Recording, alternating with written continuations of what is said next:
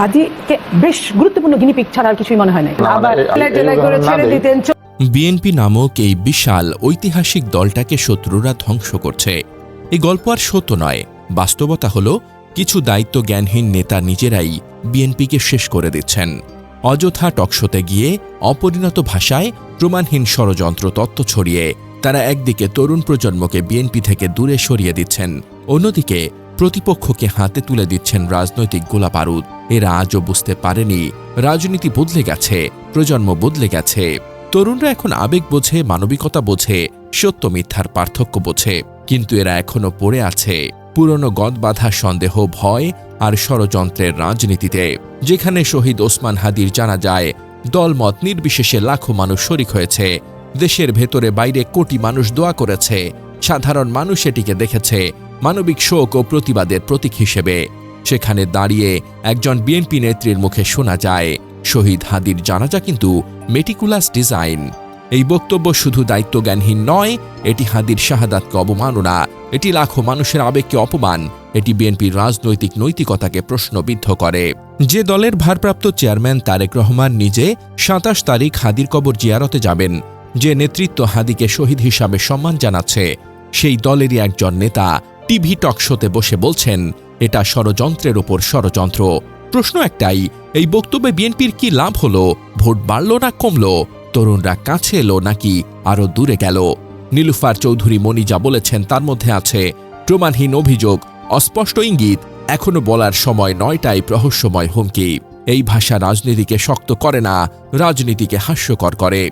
জানা যায় সাবেক সংসদ সদস্য ও বিএনপি স্বনির্ভর বিষয়ক সম্পাদক নীলুফার চৌধুরী মনি বলেছেন, শহীদ হাদির জানাজা কিন্তু মেটিকুলাস ডিজাইন, পরিকল্পিত নকশা।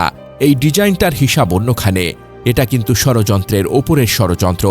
জানা যায় বিবেকের তাড়নায় অনেকে এসেছেন, তাদের কথা আমি বলিনি। সম্প্রতি একটি বেসরকারি স্যাটেলাইট ভিত্তিক টেলিভিশনের সমঝোতার রাজনীতি শীর্ষক টকশোতে অংশ নিয়ে তিনি এই মন্তব্য করেন। এই টকশোতে তার বিপরীতে আমন্ত্রিত অতিথি হিসেবে ছিলেন গণ অধিকার পরিষদের সিনিয়র যুগ্ম সাধারণ সম্পাদক ও আসন্ন জাতীয় সংসদ নির্বাচনে নেত্রকোনা ২ আসনের প্রার্থী হাসান আল মামুন। টকশো চলাকালে গণ অধিকার পরিষদ অন্য দলের জোটে যুক্ত হলে বিএনপির জন্য চ্যালেঞ্জ হবে কিনা উপস্থাপকের এমন প্রশ্নের জবাবে এক পর্যায়ে নীলুফার চৌধুরী মনি বলেন, জামায়াতের মেটিকুলাস ডিজাইন কিন্তু চলমান আছে। এ সময় তিনি বলেন, আমি যদি শহীদ হাদির জানাজার কথা চিন্তা করি, শহীদ হাদির জানাজা কিন্তু মেটিকুলাস ডিজাইন, পরিকল্পিত নকশা।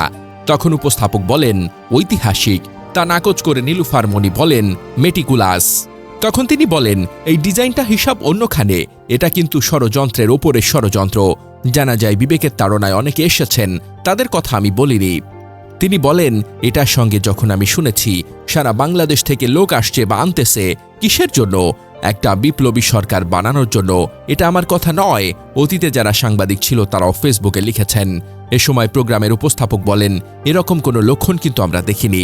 তখন নীলুফার মনি বলেন, তাদের কিছু লোক সংসদ ভবনের দিকে কি দৌড়াইয়া যায় নাই, এবং অনেকবার অন্যভাবে ও অন্য খাতে প্রভাবিত করার চেষ্টা হয়েছে।